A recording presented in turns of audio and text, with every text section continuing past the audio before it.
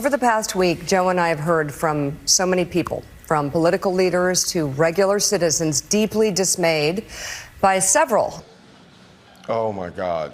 of President-elect Trump's cabinet selections, and they are scared. Last Thursday, we expressed our own concerns on this broadcast and even said we would appreciate the opportunity to speak with the president-elect himself. On Friday, we were given the opportunity to do just that.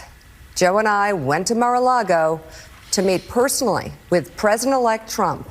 It was the first time we have seen him in 7 years. Now, we talked about a lot of issues, including abortion, mass deportation, threats of political retribution against political opponents, and media outlets. We talked about that a good bit. And it's going to come as no surprise to anybody who watches this show, has watched it over the past year or over the past decade, that we didn't see eye to eye on a lot of issues, and we told him so. What we did agree on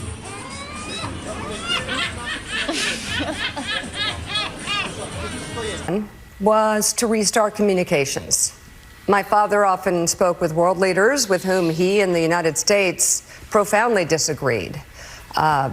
That's a task shared by reporters and commentators alike. We had not spoken to President Trump since March of 2020, other than a personal call Joe made to Trump on the morning after the attempt on his life in Butler, Pennsylvania. In this meeting, President Trump was cheerful. He was upbeat. He seemed interested in finding common ground with Democrats on some of the most divisive issues.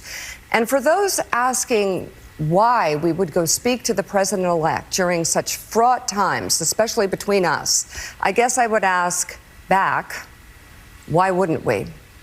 5 years of political warfare has deeply divided Washington and the country. We have been as clear as we know how in expressing our deep concerns about President Trump's actions and words in the coarsening of public debate. But for nearly Now, get ready for the boom! 80 million Americans, election denialism, public trials, and January 6th were not as important as the issues that moved them to send Donald Trump back to the White House with their vote.